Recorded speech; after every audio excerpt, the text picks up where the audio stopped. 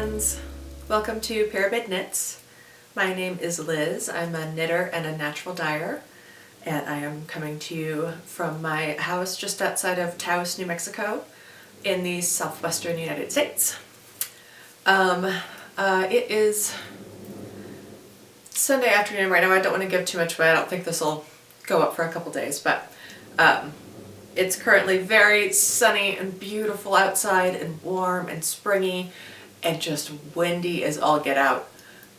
So I've ended up spending most of the day today inside, which is unfortunate because I had some yarn dyeing that I really wanted to get done, but it's just not practical in this kind of wind. I can't keep the burners I have going. I dye everything outside and I have propane burners. And when the wind is going like this, it's pointless. So I got an unexpected day off from dyeing, I guess, is my point. So I'm podcasting instead. I am knitting right now, and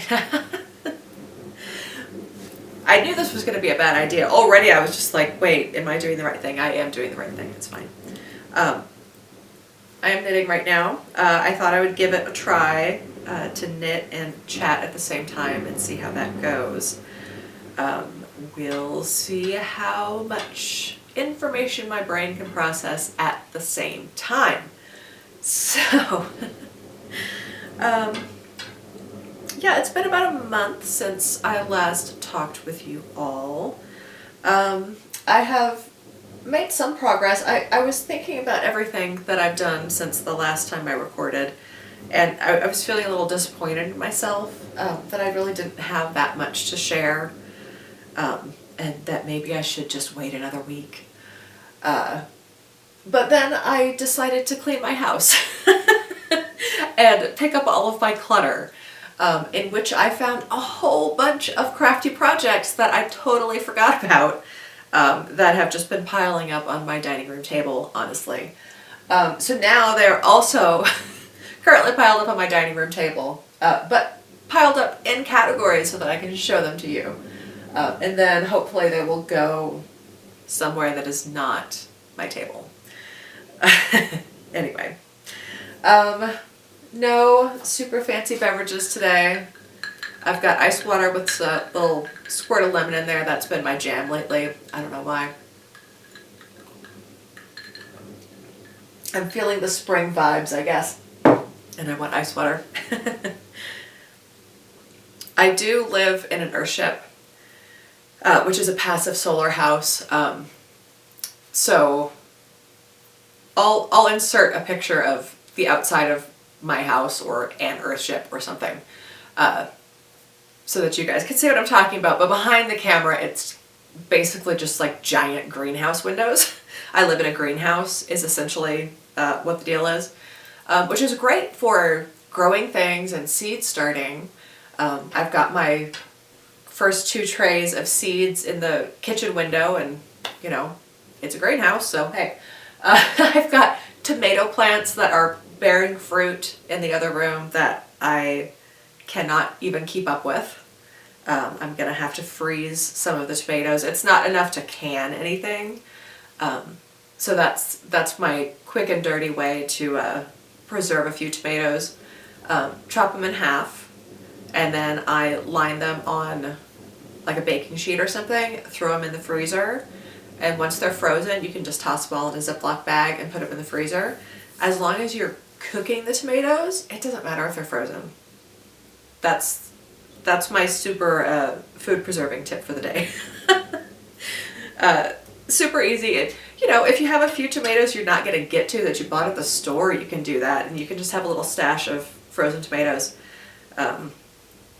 I do that all the time, like if I'm making eggs or something in the morning and I want to put some tomatoes in it. You know, if fresh tomatoes aren't in season, I can just grab a frozen one out of the freezer, and once it softens up just like the tiniest bit, you can chop it right up and it holds its shape as just a little icy tomato, toss it in the pan, you'd never know the difference. Anyway, I've gotten really off topic. I'm going to blame that on the fact that I decided to knit and chat at the same time, which is kind of what ends up happening whenever you knit and chat. You just keep rambling on and on about whatever thing, but you know, whenever there's somebody else there, the conversation can go somewhere. If there's nobody else there, you're just going down whatever wormhole my brain is going down right now. So I apologize for that. Anyway, this is supposed to be a podcast about knitting, so let's talk about what I have been knitting. Oh, I'm just about to finish this row, so let me just do the last 3 stitches. 2, 1. Okay, so last time I recorded, I showed you guys my Felix cardigan, which I had just finished, but I hadn't blocked yet. I think I hadn't even woven in the ends yet. It is now totally, completely, truly done. It has buttons on it. I'll go ahead and put it on. Not for long though, it's much too warm today to be wearing a sweater inside. Whoops. I talked last time about how I was going to steal buttons from another sweater that had too many buttons on it and use those on this, so I would have silver buttons on my cardigan. As you can see, I do not have silver buttons on my cardigan. I have brown buttons on my cardigan. And that is because I was probably actually, you know, cleaning some part of my house and said, oh, hey, right, my grandma's button jar. I should look and see if there's any buttons for my Felix cardigan in there. So I did the move like I did whenever I was a kid and just dumped out all the buttons onto the table and started categorizing them and sifted through just to see what there was in there. And I found so many amazing, like, mother of pearl buttons in there in all sorts of different sizes. I mean, it's just, there's so many random buttons in this jar. And yeah, so I found these. There was plenty for this. There's actually a few more in there. I could probably use them on some other project. But they're these cute little brown plastic vintage buttons. I'm sure they're legit from the 60s or 70s, and they've just been in that jar for the last 50 or 60 years. Dang, that's crazy. Yeah, so I found these and I had to. I mean, they're my grandma's buttons. So I'm really, really happy with this. It is the perfect wardrobe staple sweater that I thought it was going to be. I have been wearing it all the time. It doesn't even bother me against the skin. It's really quite soft. I mean, it feels rustic, but it doesn't feel prickly. Yeah, so I have been wearing this all the time since I finished it, which is fantastic. Yeah, so that's my Felix cardigan. And I talked about it last week, but just real quickly, I used Harrisville Designs Highland in the colorway Mustard, if you wanted to know. So I do have another finished object, and it's a sweater. It's pretty exciting. I'm going to call it a finished object, even though I'm going to tell you I'm going to cut into it. Ooh. I will explain it in just a second. So this is the Flora sweater. It's a pattern by Melody Hoffman, and I absolutely adore it. It is just so flippin' cute. And I used this really nice, I splurged, indie dyed 100% merino from Asylum Fibers. They're based in New York. I got this at Vogue Knitting Live last year at the beginning of 2020. That is when I went. I was very glad that I escaped to the big city for a few days before that was an impossible thing to do.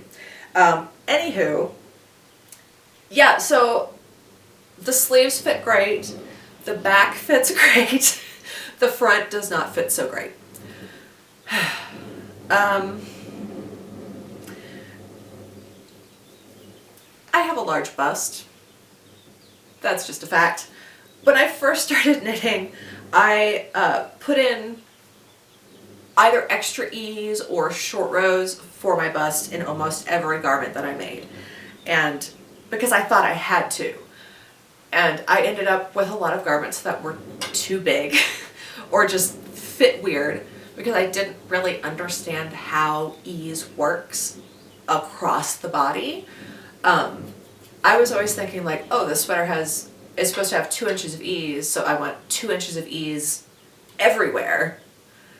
When that's not really true. It's like you might want 2 inches of ease around, you know, the stomach, but you want 0 inches at the bust. So I ended up with a lot of kind of baggy, like weird shaped bag sweaters at the beginning. Yeah, so I kind of stopped doing those, and it hasn't really been an issue until now. Yeah, I was worried. I was a bit worried as I was knitting it that it wasn't going to be long enough. I swatched, I washed and blocked my swatch, so I knew that it was going to grow and that it would relax quite a bit once I wet blocked it. And like I said, the back of the sweater fits great. It's this nice, loose, breezy, easy, with a lot of ease fit, and it hits me like just at the top of my hip, which is like right where it should be. But the front, because my bust is larger than the pattern accounted for, I'm bigger on the front than in the back.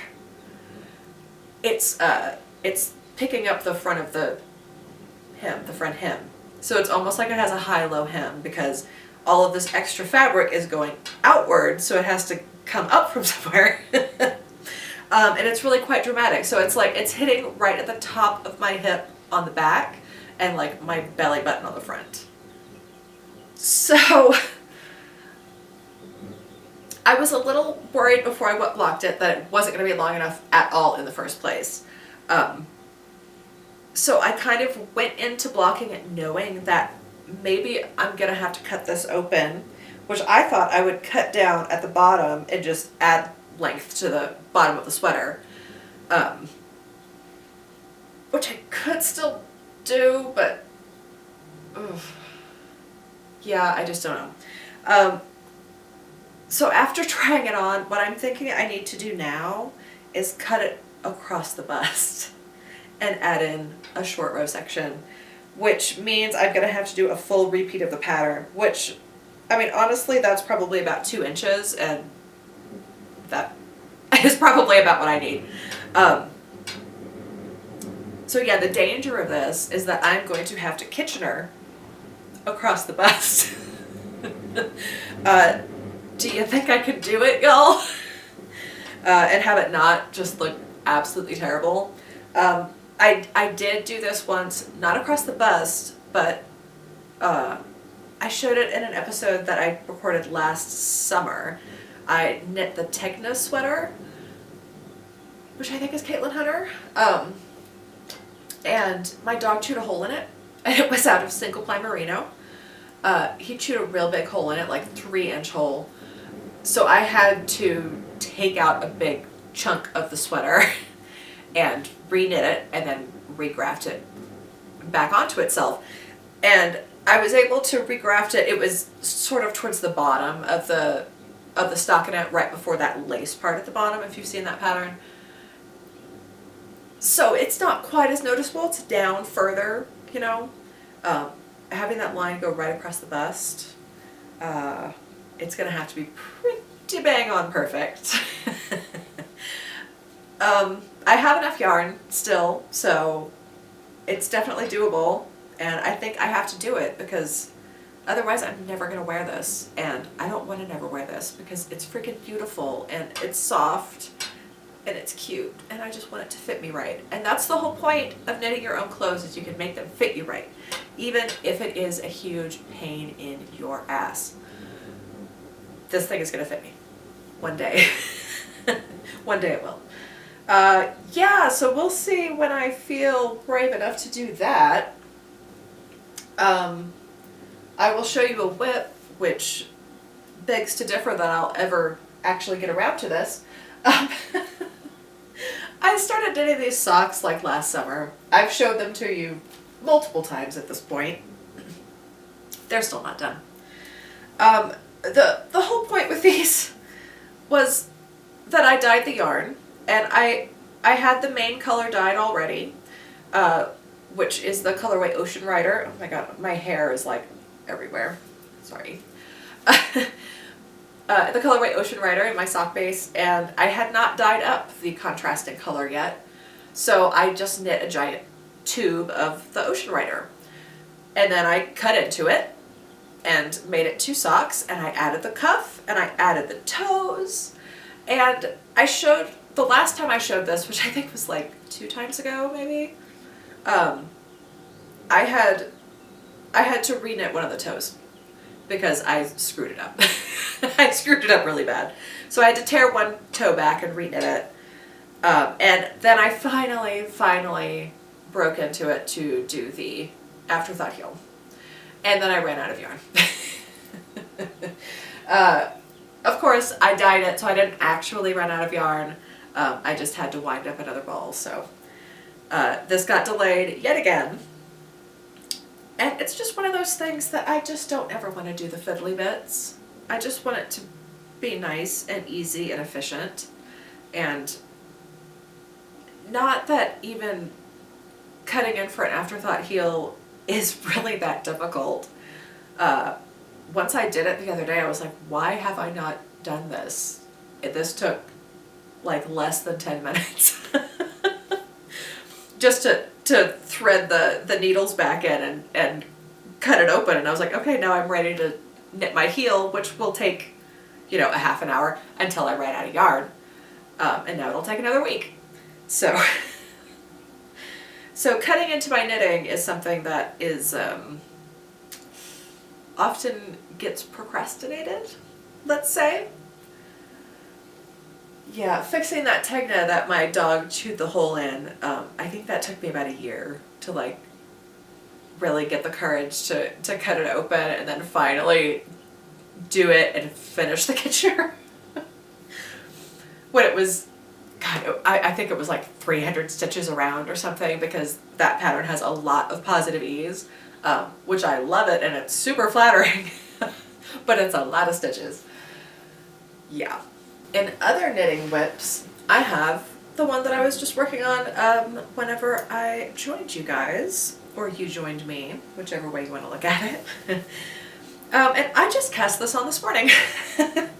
So I've made a good little bit of progress today. It's quite wide. This is the Spring Intentions wrap, I believe, by Kat Weaver.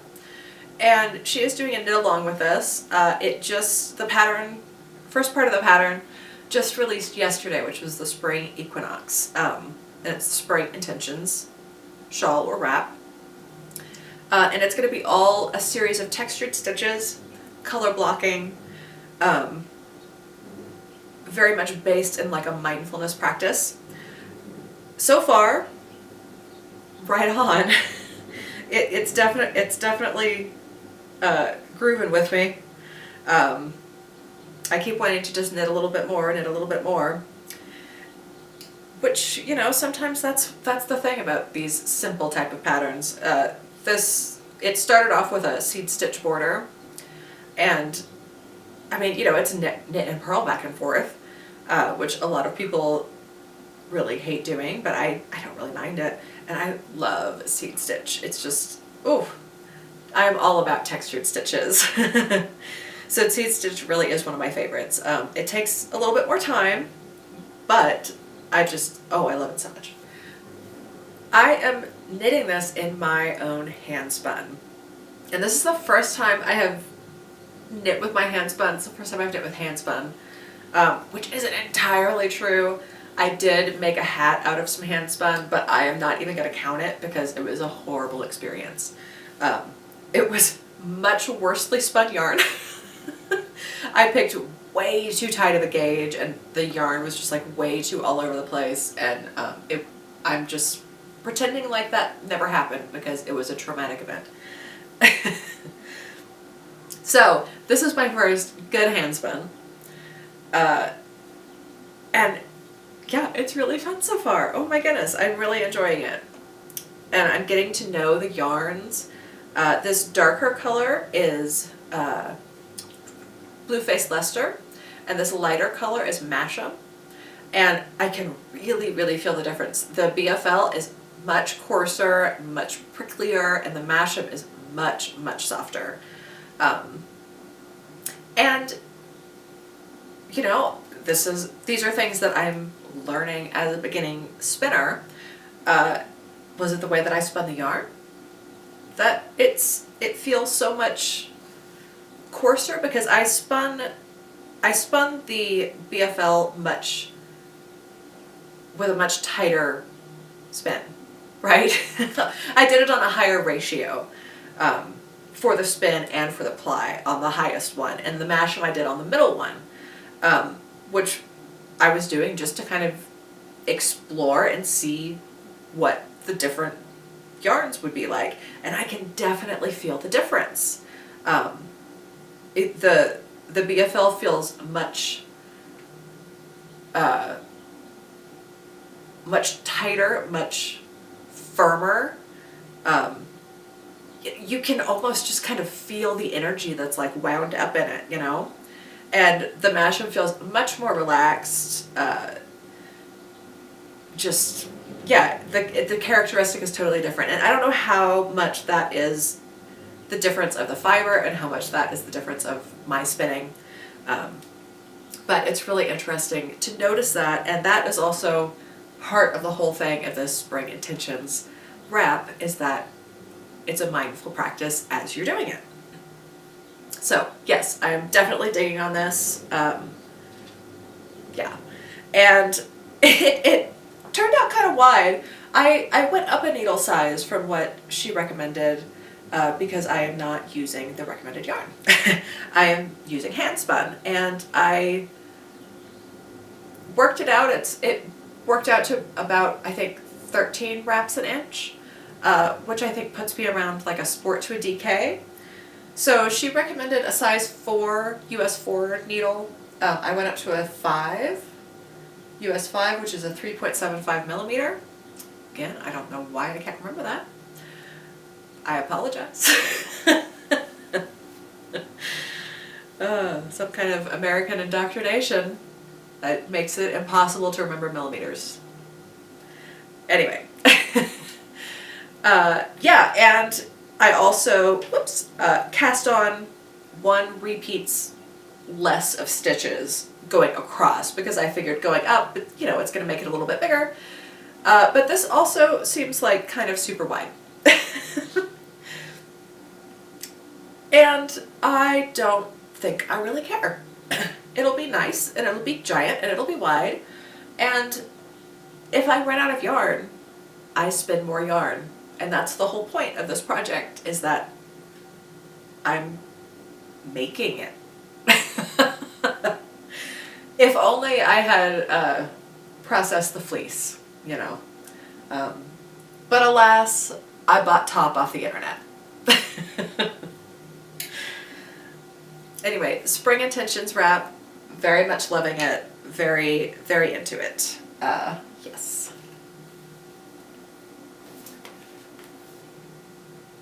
So I think that's all I have in terms of knitting, but I have a lot of other crafty projects that I would like to share.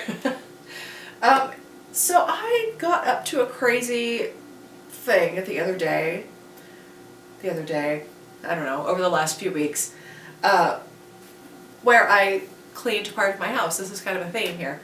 I had been saving up old t-shirts like forever and ever and ever.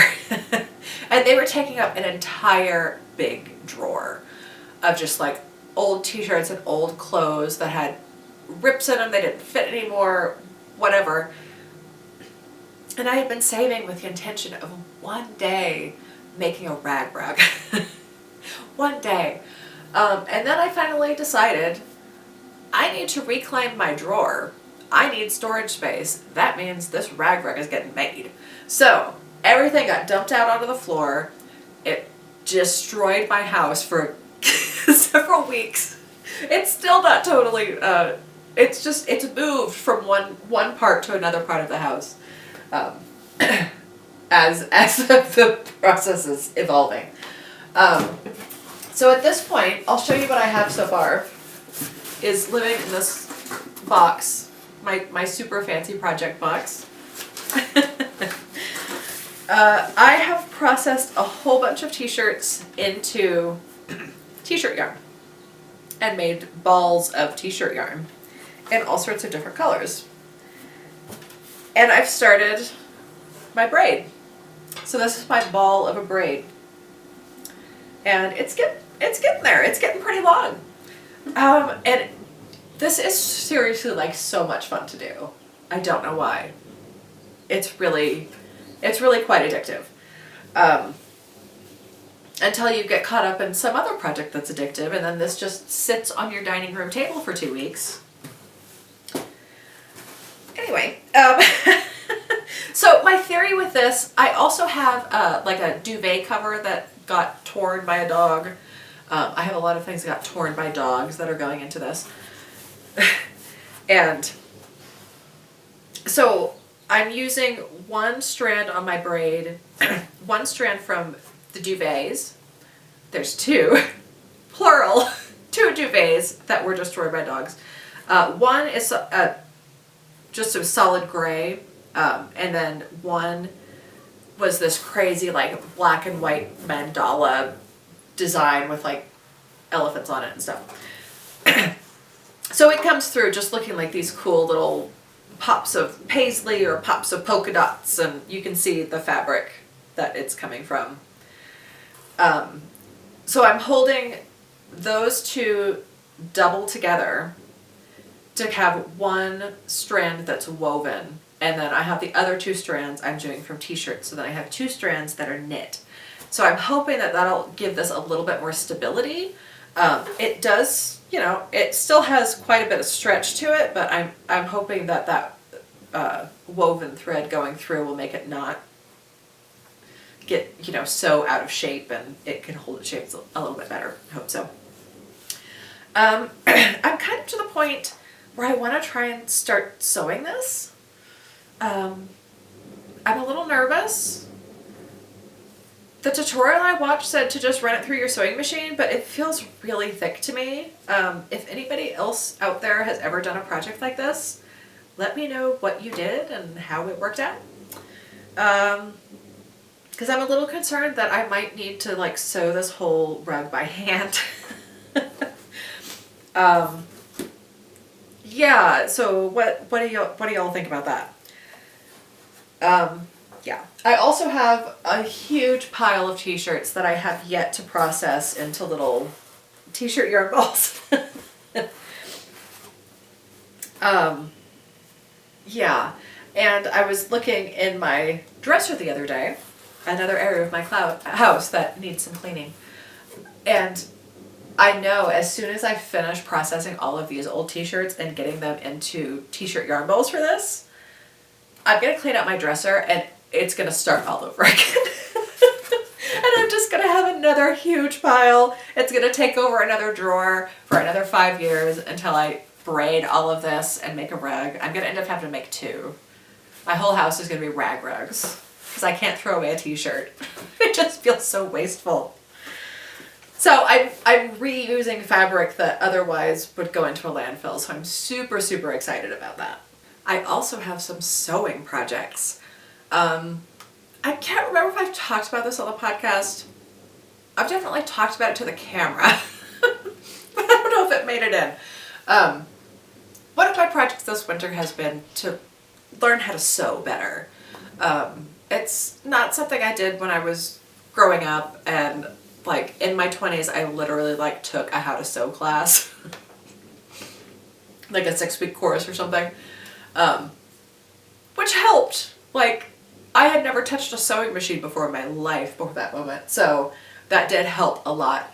But it's always been something that I haven't really delved into before. I've made curtains, I've made a couple of super, super simple shift dresses, but not really all that much.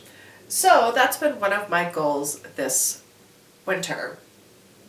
And I have been delving into making my own clothes. Because I like to knit my own clothes, why shouldn't I sew my own clothes, right?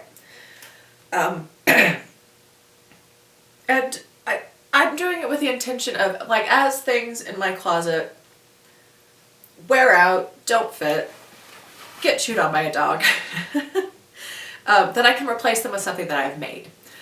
Which the Felix cardigan, that was one. I used to have like a mustard yellow cardigan that I really, really loved, and dogs chewed a hole in it. So I've replaced it now with something that I made. That being said, this isn't replacing anything. Well, it kind of is. It kind of is. So this is the fabric that I have. I don't even remember what it is because I'm like such a bad little sewer and I don't really know what I'm doing. But so throughout the winter I have made 2 garments. I made a dress and a top, both out of quilting cotton because that's all I have access to in my town, really. Unless I wanted to go to Walmart, and I really didn't want to go to Walmart.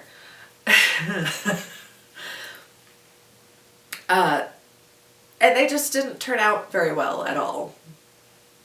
Yeah. I could wear the dress. I can get away with wearing the dress. I haven't even worn the top. I don't think I ever will. Just, yeah. Yeah. So this one, I am doing a pattern called Marlowe from Seamwork. And they have a full online class series that's like a sew along with this top. So this one's gonna work. This one is gonna work, people. And I got proper fabric. I ordered this from Joann, which the closest Joann to me is in Santa Fe, which is like an hour and a half away. But I was down in Santa Fe for a friend's birthday a couple of weeks ago. So I got some curbside pickup at Joann. It was very exciting. Yeah, so I guess this is kind of replacing an item in my wardrobe. It's not the same color, but the Marlowe top is a similar style to this top that I really, really loved. Which again, dog. I mean, it's one of those things, whenever you get fast fashion clothes, the fabric isn't always all that durable. And my dog doesn't intentionally eat clothes, but he does like to steal clothes out of the hamper and just kind of like mouth them. So I think once the fabric is already kind of compromised, whenever he does that, it just makes it worse, and then it goes through the wash and then there's a hole. So I'm hoping, you know, better fabrics, and I should probably invest in a hamper with a lid. I don't know why I haven't done that yet. Mind blown. Seriously. Well, yeah, I'll have to put that on my list. So Marlowe top is on my list to sew this week, to start sewing this week, I hope. So hopefully by next month, I'll have a cute sewn top that I can actually wear and show off. And my only other project I wanted to show you guys is my scrap pillow. So I sewed up this pillow form. I didn't even like follow a proper size or anything. I just cut out a big rectangle, sewed it together. I left it open at the top, and I have been filling it with all of my scraps and bits of stuff. So there's like random fleece and pieces of fabric and yarn scraps and ends and things. Anytime I have any little fabric-y, scrappy bits that otherwise would just go in the trash, I put them into this pillow form. And I'm gonna make a pillow out of it. So this is full, like this is ready to go. This is overfilled, I think. So I think what I'm gonna do is make another one of these and then take out a little bit of this and add it to the next one, and then fill the rest of this out with some fiberfill or polyfill or whatever, just to make it not quite so lumpy bumpy. And try and, you know, sort of even it out so it's you know, more uniform. And then the plan is to knit a cover for this pillow from some of my hand-spun that has been the plan for this hand-spun. So I'm really excited that now this can start happening, and hopefully before too long I'll have more pillows on my couch, because my couch needs more pillows. Oh my gosh, it really does. So I think that's everything for me today. I am going to take it easy for the rest of the day and probably knit on my spring intentions a little bit more. I just keep wanting to do, oh, just one more row, just one more row. It's one of those things. So, yeah, thank you for joining me today. I hope you are all having a lovely day wherever you are, whatever you're doing, and you're finding some time for crafting and for doing things that make you happy. Hang in there, y'all. We're so close. We're so close to the end of the tunnel. Go get your vaccine. I have had my first shot. I'm getting my second shot at the end of the month. I'm very excited about the potential for going places and seeing people and doing things. Yeah, so take care, be well, and I will see you guys next time.